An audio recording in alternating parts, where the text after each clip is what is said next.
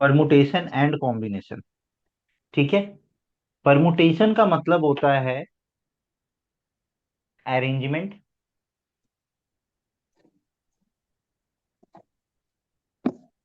And combination का मतलब होता है सिलेक्शन।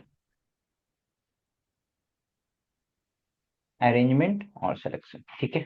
अरेंजमेंट का मतलब क्या और सिलेक्शन का मतलब क्या है? देखिए, एक छोटा सा एग्जांपल देते हैं।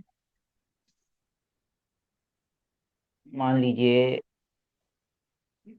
इंडियन क्रिकेट टीम का सिलेक्शन करना है। Cricket team.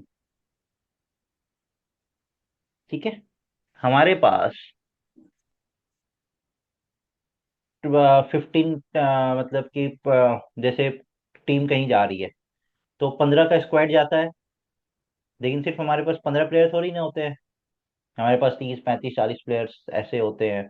बहुत ऐसे प्लेयर्स तो बहुत सारे होते हैं। बट जो नेशनल खेल रहे होते हैं उस टाइम पे जो डिजर्विंग होते हैं उसमें से, तो उसमें से हमें प्लेइंग 11 में 11 प्लेयर को ही खिलाना है। चलिए, मतलब स्क्वाड भी चला गया, 15 लोग गए हैं। आज फाइनल मैच होना था चैंपियंस ट्रॉफी में। तो चैंपियंस ट्रॉफी में हमारे पास 15 का स्क्वाड था। बाहर में ऋषभ पंत भी तो बैठा हुआ था ना। यस सर, बैठा था ना। वॉशिंगटन। हाँ, वाशिंगटन सुंदर भी बैठा हुआ था। हम्म। ठीक है। तो इस 15 में से हमें किसी 11 को खिलाना है। तो ये क्या होगा? सिलेक्शन होगा कि अरेंजमेंट होगा? हम बोलेंगे इस 15 में से हम किसी भी 11 प्लेयर को ले ले। कितने तरीके से ले सकते हैं, तो कितने तरीके से हम सेलेक्ट कर सकते हैं। तो यहाँ पे क्या होगा? सिलेक्शन होगा। अच्छा, अब सिलेक्शन के टाइम पे आपको टीम में 11 प्लेयर्स लेना है। आपने पहले वरुण चक्रवर्ती को ले लिया। बाद में आपने कुलदीप यादव को ले लिया। फिर बाद में आपने रोहित शर्मा को ले लिया। या फिर आपने पहले रोहित शर्मा को लिया, बाद में वरुण चक्रवर्ती को लिया, बाद में कुलदीप यादव को लिया। इज इट डिफरेंट और सेम? अगर हमें सेलेक्ट करना है तो ये सेम है कि डिफरेंट है? सिलेक्शन में सेम है। सिलेक्शन में सेम है ना। सिलेक्शन में यस। सेम इसलिए है क्योंकि यहाँ पे ऑर्डर इज नॉट इम्पोर्टेंट। क्या होता है सिलेक्शन में? ऑर्डर इंपॉर्टेंट नहीं होता है कि आप किसको सेलेक्ट कर रहे हैं। यहाँ पे ऑर्डर इज नॉट इम्पोर्टेंट। मतलब किस ऑर्डर में सेलेक्ट कर रहे हैं ये इंपॉर्टेंट नहीं है।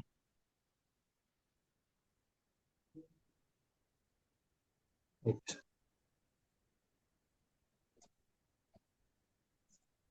सिलेक्शन का मतलब हो गया order is not important. Arrangement के अंदर क्या होता है?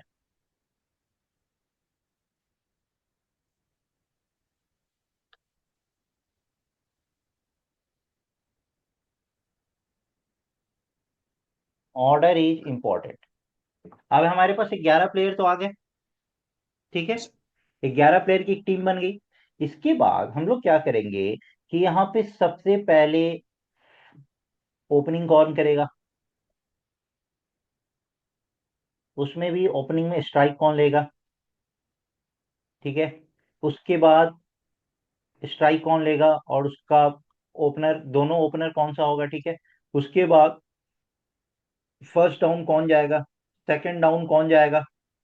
तो अब यहाँ पे अगर आपने बोला कि this is Rohit Sharma, this is Virat Kohli, and this is Shubman Gill, कि ये दोनों ओपन कर रहे हैं और इसके बाद शुभमन गिल फर्स्ट डाउन जा रहा है। या फिर आपने ऐसे बोला कि this is Rohit Sharma, this is Shubman Gill, and this is Virat Kohli. Is this the same और डिफरेंट? डिफरेंट। डिफरेंट मतलब सेम पर्सन है, लेकिन यहाँ पे इसका ऑर्डर मैटर कर रहा है। जहां भी ऑर्डर इंपॉर्टेंट हो जाता है वो सब का सब हमारा क्या हो जाता है? अरेंजमेंट। जहां पे भी ऑर्डर इंपॉर्टेंट नहीं होता वो सब का सब हमारा क्या हो जाता है? सिलेक्शन। यही परमुटेशन और कॉम्बिनेशन की वर्ड का मतलब होता है कि परमुटेशन का मतलब अरेंजमेंट और कॉम्बिनेशन का मतलब सिलेक्शन। तो सिलेक्शन का अरेंजमेंट कब करेंगे? सेलेक्ट करने के बाद ही ना उसको अरेंज किया जाता है। Yes sir. सेलेक्ट करने के बाद ही ना उसको अरेंज किया जाएगा ना। यस सर, पहले सिलेक्शन होगा उसके बाद अरेंज। सिलेक्शन होगा उसके बाद उसका अरेंजमेंट होगा। ठीक है। ठीक है। हमारे पास लेट सपोज 5 चेयर से, और मेरे पास 8 फ्रेंड है।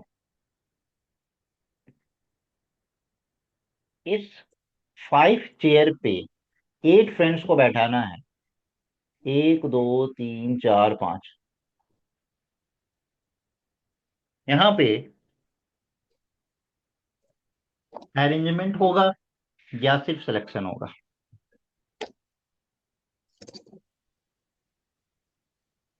पहले सिलेक्शन होगा, फिर अरेंज।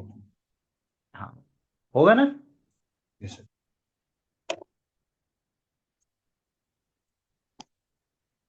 तो हम लोग कैसे बैठाएंगे देखिए। एक तो फॉर्मूला से करेंगे, बट मैं फॉर्मूला के पहले में बताता हूँ कि कैसे हम लोग बॉक्स मेथड का यूज करके क्वेश्चंस को सॉल्व करेंगे जहां पे फॉर्मूला रिक्वायर्ड नहीं होगा। ये हमारे पास 5 चेयर है। यहाँ पे 8 फ्रेंड्स है, इस 8 फ्रेंड्स का नाम हम दे देते हैं सिर्फ समझने के लिए, ABCDEFGH। तो यहाँ पे इस 8 में से कोई भी एक इस चेयर पे आके बैठ जाए, कितने तरीके से बैठ सकता है? 8 तरीके से। या तो हम ए को बैठाएं, तो एक तरीका, बी को बैठाएं दूसरा तरीका, सी को बैठाएं तीसरा तरीका, डी को बैठाएं चौथा तरीका। तो यहाँ पे इस फर्स्ट चेयर के लिए हमारे पास 8 कंटेंडर अवेलेबल है ना। यस। तो इस 8 में से कोई भी आके यहाँ पे बैठ जाए तो कितने तरीके से, 8 वेज से यहाँ पे बैठ सकता है। अब जो फ्रेंड यहाँ बैठ गया, मान लीजिए कि यहाँ पे बी बैठ गया, लेट सपोज यहाँ पे बी बैठ गया, ठीक है। तो अब इस चेयर के लिए कितने वेज से यहाँ पे लोग बैठ सकता है? तो बी तो यहाँ सब। से निकल गया, तो अब 7, तो यहाँ पे 7 वेज। अब यहाँ पे दो लोग तो बैठ गए, मान लीजिए कि ई बैठ गया, तो बी और ई निकल गया, तो अब बचे कितने? 1 2 3 4 5 6, तो यहाँ पे 6 वेज। फिर इस चेयर पे 5 वेज और इस चेयर पे 4 वेज। तो टोटल कितना वेज हो गया? 8 × 7 × 6 × 5 × 4। अब इसको आप मल्टीप्लाई कर लेंगे, 8 7 6 5 4 को। तो 8 7 जा 56, 56 × 120। तो 56 × 120 कितना हो जाएगा? 56 × 100, 5600।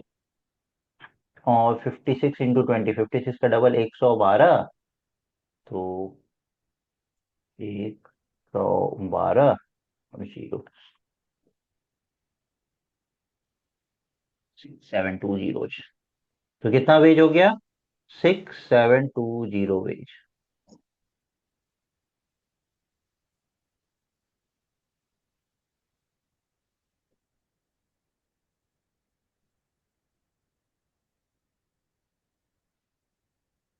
समझ में आया? Yes sir. अच्छा, अब यही क्वेश्चन अगर हमें फॉर्मूला से बनाना होता तो हम ऐसे बोलते हैं कि देखिए, हमें पहले इस क्वेश्चन को पढ़ के समझना होगा कि यहाँ पे अरेंजमेंट है कि सिलेक्शन है। अरेंजमेंट था यहाँ पे, तो यहाँ पे हम लिखेंगे 8P5, ठीक है। अब यहाँ पे ये क्या होता है तो मैं बताता हूँ, देखिए परमुटेशन के अंदर,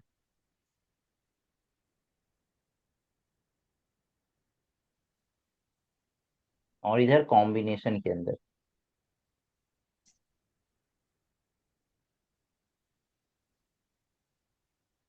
परमुटेशन के अंदर क्या होता है कि n में से 8 चीजों को हमें क्या करना होता है? अरेंज करना होता है। तो NPR लिखते हैं, ठीक है। तो NPR का फॉर्मूला क्या होता है? Factorial n upon factorial n-r। Factorial n upon factorial n-r। Combination के अंदर क्या लिखते हैं हम लोग? NCR। ये क्या होता है? Factorial n upon factorial n-r और इंटू r फैक्टोरियल।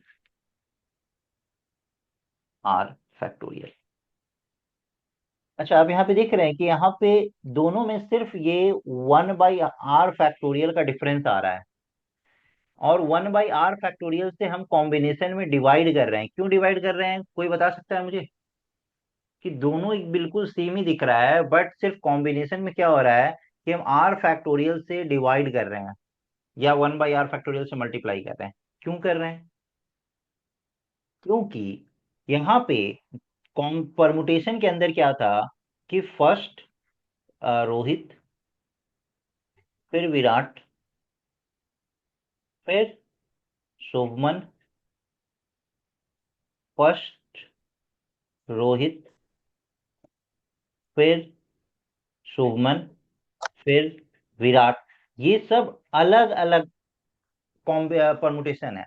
लेकिन अगर यही चीज कॉम्बिनेशन के अंदर आता है तो हमें तो सिर्फ इस तीन से मतलब है कि रोहित विराट शुभमन होना चाहिए। अब पहले रोहित हो बाद में विराट हो फिर उसके बाद शुभमन हो, पहले रोहित हो फिर उसके बाद शुभमन हो फिर विराट हो, या पहले विराट हो फिर शुभमन हो फिर रोहित हो। तो ये जितना वेज बनेगा ना, इसी को तो डिवाइड करते हैं। तो ये जितना वेज बन रहा है ये क्या बन रहा है? तो ये परमुटेशन वाला वेज बन रहा है। तो उसी नंबर ऑफ वेज को हम लोग क्या करते हैं, डिवाइड कर देते हैं, तो हमें कॉम्बिनेशन पता चल जाता है। समझ में आया? Yes sir. ओके। अब इसको लिखना, ये तो समझ में आ गया कि फॉर्मूला होता है, इस फॉर्मूला को सॉल्व कैसे करते हैं और ये फैक्टोरियल वाला चीज, फैक्टोरियल है क्या? तो देखिए, जैसे कहीं पे लिखा है फैक्टोरियल 3, तो फैक्टोरियल 3 का मतलब क्या होता है कि आप इस नंबर को ले लीजिए और इस नंबर से तब तक मल्टीप्लाई करिए, इस नंबर के बाद 1 डाउन चलते जाना है, टिल 1 तक मल्टीप्लाई करना है। तो 3 × 1 डाउन 2 × 1 डाउन 1, जब तक 1 नहीं आता तब तक मल्टीप्लाई करिए। चलिए, जैसे फैक्टोरियल 11 लिखा है, तो फैक्टोरियल 11 का मतलब क्या हो गया? 11 से स्टार्ट करना है और 1 तक मल्टीप्लाई करना है। 11 × 10 × 9 × 8 × 7 × 4 × 3 × 2 × 1।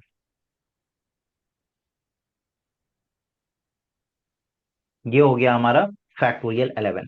अब इसको हम फैक्टोरियल 11 को बहुत तरीके से लिखा जा सकता है, ये बताइए। अगर हम सिर्फ यहाँ पे 11 लिख दें और ये 10 से लेके 1 तक, तो इसको 10 फैक्टोरियल भी तो बोल सकते हैं। तो फैक्टोरियल 11 को 11 × 10 फैक्टोरियल लिख सकते हैं। यस। अभी हम 11 और 10 को ले ले, 11 × 10, और 9 से 1 तक, इसको 9 फैक्टोरियल लिखा जा सकता है। जी सर। हम यहाँ पे 3 ले लेते हैं, 11 10 9 ले लेते हैं, 11 × 10 × 9, उसके बाद हम 8 फैक्टोरियल लिख दें। ये सब सेम है, ये सब सेम है, ये सब सेम है, सब एक ही है। Are you getting it? Yes sir. ये सब का सब एक ही है।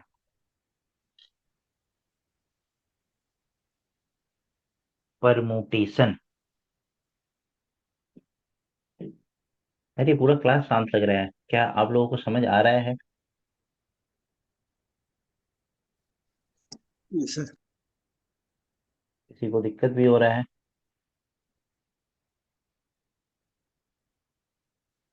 नहीं सर, अच्छे से समझ रहा आ रहा है अच्छे से? ठीक है। ठीक। तो अब जैसे मैंने लिख दिया यहाँ पे 11 P5, ठीक है। तो 11 P5 के लिए आप क्या लिखेंगे? फैक्टोरियल 11 अपॉन n - r, तो 11 - 5 दैट इज फैक्टोरियल 6, ये लिखेंगे ना। अब अगर इसको सॉल्व करना है तो आप देखिए यहाँ पे ऐसे लिख सकते हैं, 11 × 10 × 9 × 8 × 7 × 2 × 6 फैक्टोरियल अपॉन 6 फैक्टोरियल। अच्छा, फैक्टोरियल का ये भी साइन होता है और ये भी साइन होता है। बाद में अगर लगाना है तो ऐसे, पहले लगाना है तो ऐसे, ठीक है। ये देखिए ये कट गया, तो इसका आंसर क्या आ गया? 11 × 10 × 9 × 8 × 7 × 10। हूँ सर। आर माइनस आर कैसे करेंगे? एन पी किया तो आर आपने बोला। 11 - 5, 6, अच्छा सर। तभी तो लिखे 6। 11 P5 था ना। Yes sir yes.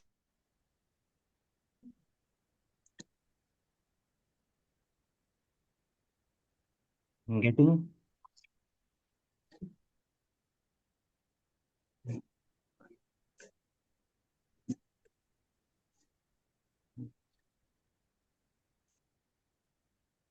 अब यहाँ पे अगर हमने 11C5 लिखा होता अब मैं ट्रिक भी बताता हूँ कि भाई आप कितना फास्ट लिख सकते हैं। 11C5 लिखा होता है, तो 11C5 के लिए क्या करते हैं, फैक्टोरियल 11 अपॉन n-r, तो 11-5, that is factorial 6 into r factorial, that is 5 factorial. इसको देखिए क्या आप लिखते हैं, तो 11 इंटू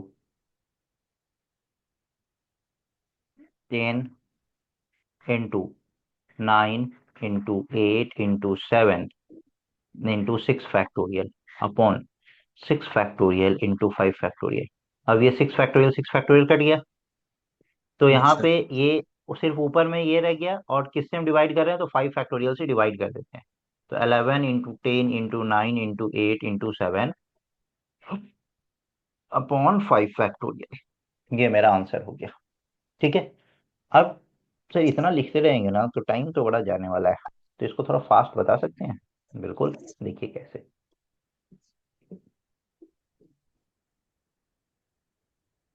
11P5 था ना, अगर परमुटेशन लिखना है तो 11 से चलिए 5 बार नीचे आइए, सिर्फ 5 बार, यहाँ पे 5 है ना, तो 5 तक नहीं, 5 डाउन नीचे आना है।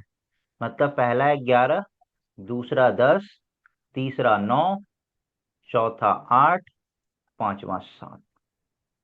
हो गया, यही मेरा आंसर हो गया 11P5 का। और अगर 11C5 लिखना था, तो देखिए कितने बार नीचे आएंगे, तो 5 बार नीचे आएंगे, तो वो तो ऊपर ही एज इट इज रहेगा। पॉइंट, जितना नीचे आए थे, ये 5 5 टाइम्स नीचे आए थे, तो उतना फैक्टोरियल लिख देंगे। 5 इंटू 4 इंटू 3 इंटू 2 इंटू 1,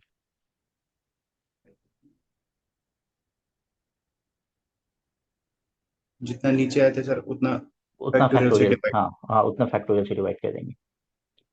अब बहुत बार क्या होता है, जैसे कहीं पे लिखा है 11C8, तो 11C8 का वही मतलब होता है जो 11C3 का मतलब होता है। मतलब NCR का मतलब वही होता है जो NCN-R का होता है। इसका मतलब होता है number of ways of selection, number of ways of selection is equivalent to number of ways of rejection.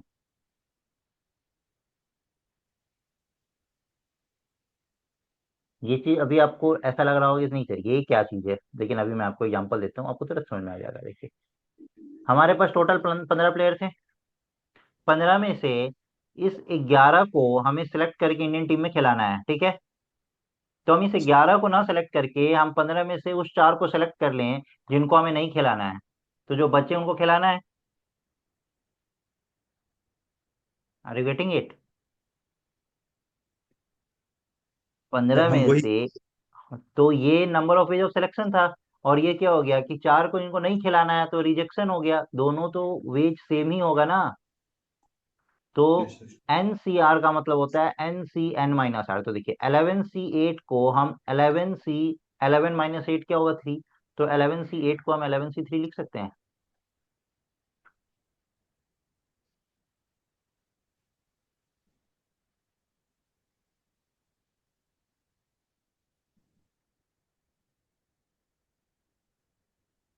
बोलिए, ऐसा हो सकता है?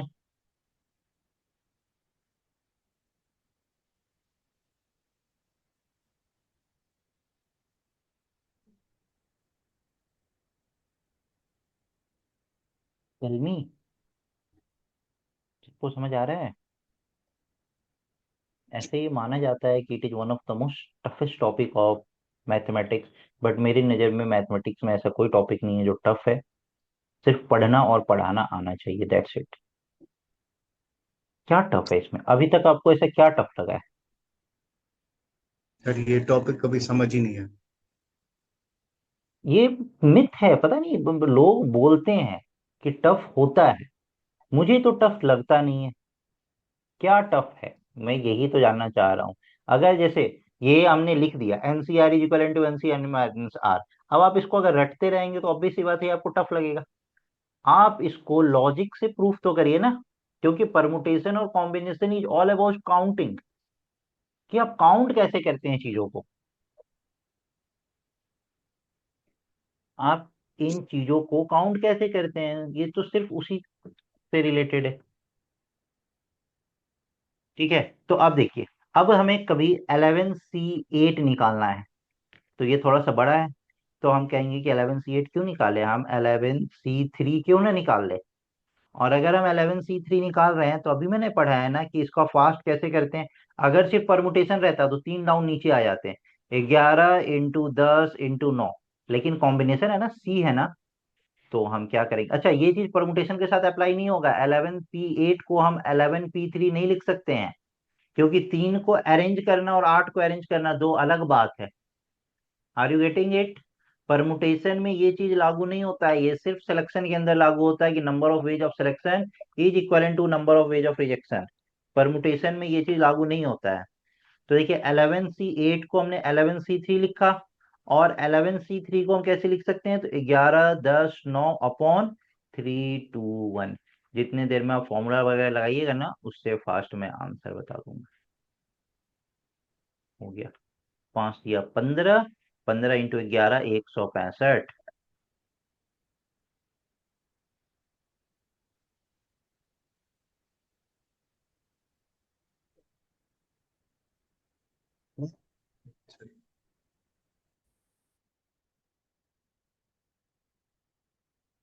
हुआ, बोलिए।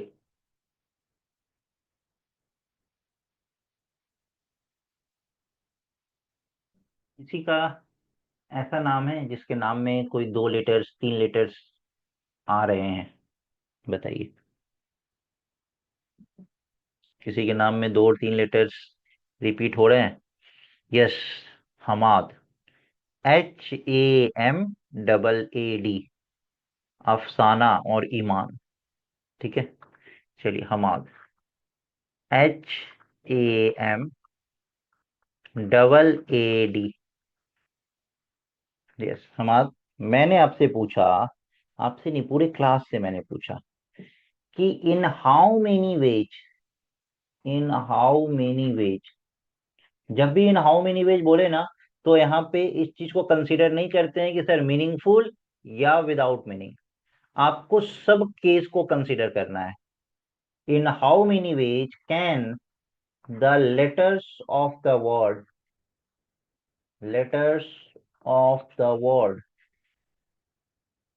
हमाद बी अरेंज्ड, कितने तरीके से अरेंज कर सकते हैं। तो मैंने बोला कि पहला तरीका ये हो सकता है कि मैं इसे लिख दें HM, इस ए को यहाँ पे लिख दे, इस ए को यहीं पे रहने दे, AAD। और दूसरा मैंने बोला HMAAAD, इस ए को हम यहाँ पे ले आए थे, इस ए को एज इट इज, और इस ए को यहाँ पे लिखे थे, और डी। क्या ये दोनों सेम है कि डिफरेंट है?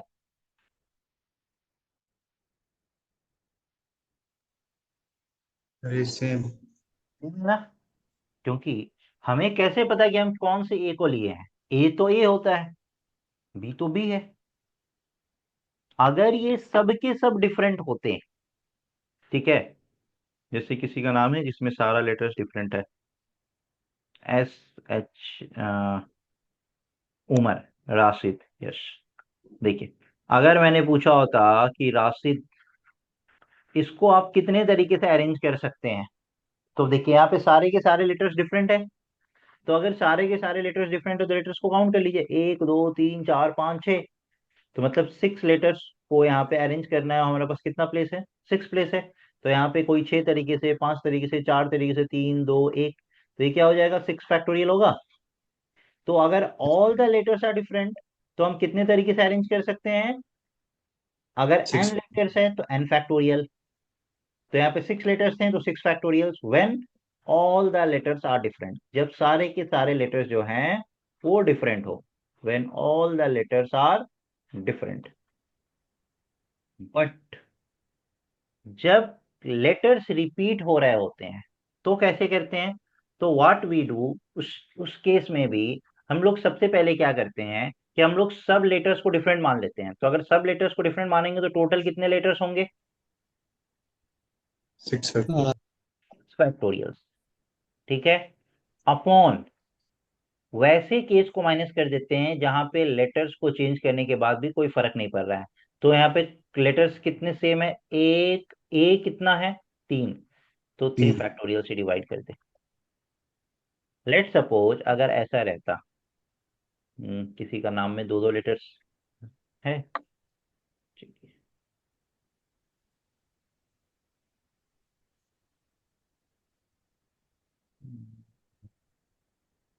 हाँ, शाहिद राफी, SHAHIDRAFI। तो अगर इसको अरेंज करना है तो सबसे पहले हम क्या करते हैं, हम सेम हो डिफरेंट हो कोई मतलब नहीं, तो हम सबको डिफरेंट मान के चलते हैं। कितने हो जाएंगे, 1 2 3 4 5 6 7 8 9 10, 10 फैक्टोरियल। अब जितने लेटर्स रिपीटेड हैं उतने फैक्टोरियल से हम डिवाइड करेंगे। देखिए यहाँ पे एच, एच कितनी बार रिपीटेड है, 2 बार, तो एच को 2 फैक्टोरियल से डिवाइड करेंगे। और कोई रिपीट है, नहीं, आई, आई कितनी बार रिपीट हो रहा है, 2 बार, तो आई को 2 फैक्टोरियल से डिवाइड करेंगे। और कुछ रिपीट हो रहा है, नहीं हो ए रहा, बी, ए, ए कितनी बार रिपीट हो रहा है, ए भी 2 बार रिपीट हो रहा है। अगर सपोज करिए कि ए 3 बार रिपीट हो रहा होता, ठीक है, तो उस समय क्या करते कि 3 फैक्टोरियल से डिवाइड कर देते, लेकिन यहाँ पे 2 फैक्टोरियल डिवाइड हो रहा है, तो 2 फैक्टोरियल से डिवाइड करेंगे। This will be your answer.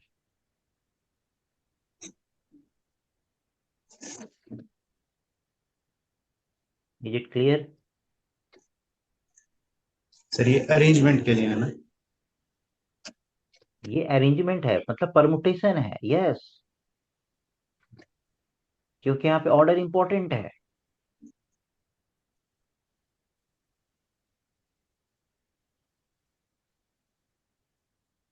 यहाँ तक की बातें सबको क्लियर हुई? Yes sir.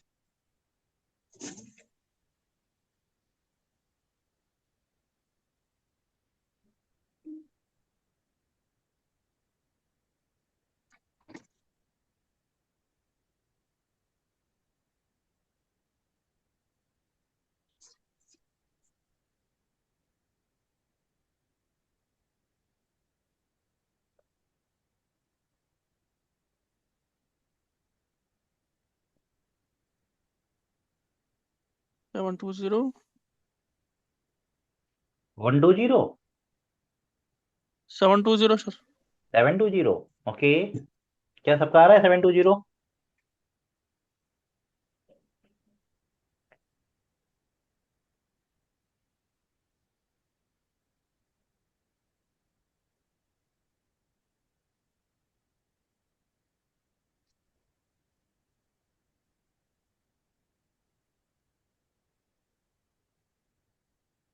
क्या सबका 720 आ रहा है?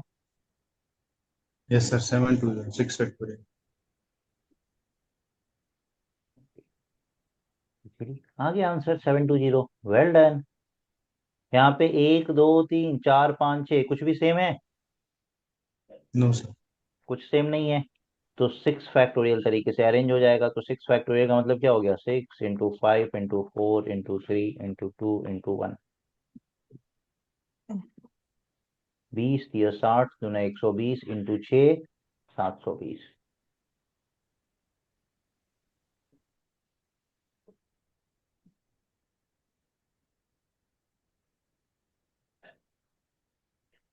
क्वेश्चन नंबर 2 कौन सा बच्चा बना सकता है?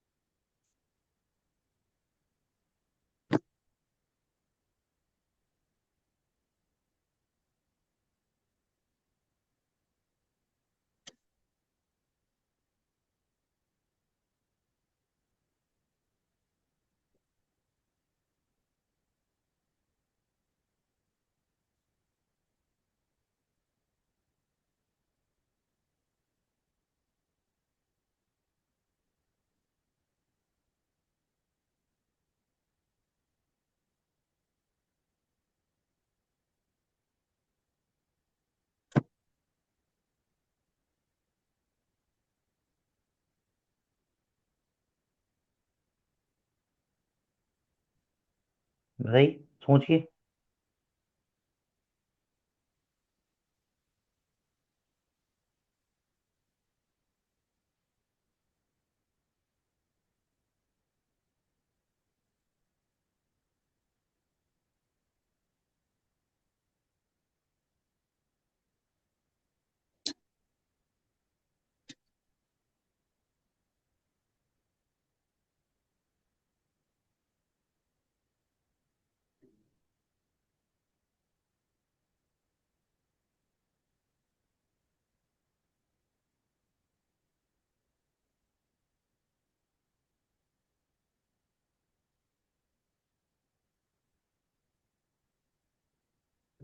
सॉरी,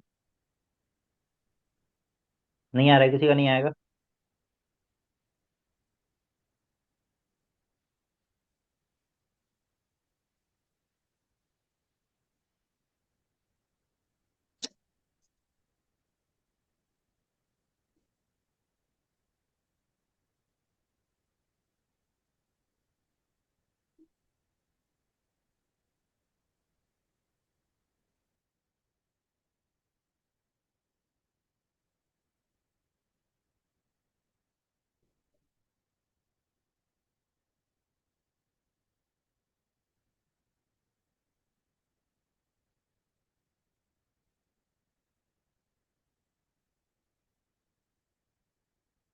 मैं बताता हूँ कैसे बनेगा। जब भी ऐसा कोई भी क्वेश्चन आ जाए जहां पे आपसे पूछे कि कितने डिफरेंट वेज में आप किसी वर्ड को अरेंज कर सकते हैं, और वहां पे अगर आपको कोई कंडीशन दे दे कि ये पर्टिकुलर वर्ड हमेशा साथ में आना चाहिए, तो हम क्या करते हैं, वो ऐसे जितने भी वर्ड्स होते हैं उन सब को पकड़ते हैं और एक रस्सी में बांध देते हैं। तो यहाँ पे कौन सा वर्ड हमेशा साथ में आना चाहिए? यहाँ पे यूई। कौन सा वर्ड? हाँ, हुई। यू यू और और ई। ई। तो यू को और ई को पकड़ के एक रस्सी में बांध दीजिए। तो ये एक यूनिट की तरह काम करता है। अब हमारे पास कितने वर्ड्स हो गए, कितने लेटर्स हो गए? तीन। यू, चार। यू ई एक हो गया, और जे डी जी। तो एक दो तीन और ये एक चार। तो इसको अरेंज करने का तरीका, 4 फैक्टोरियल। ये चार आपस में कितने तरीके से अरेंज होंगे? 4 फैक्टोरियल तरीके से। चार वर्ड है तो चार तरीके से होंगे, सॉरी 4 लेटर्स है तो, ठीक है। इन टू क्या करते हैं, ये जिसको आपने रस्सी से बांधा है ये आपस में तो अरेंज हो ही सकते हैं ना, यू ई है तो ई यू तो हो ही सकता है ना। तो ये जो 2 लेटर्स है ये आपस में कितने तरीके से अरेंज हो सकते हैं?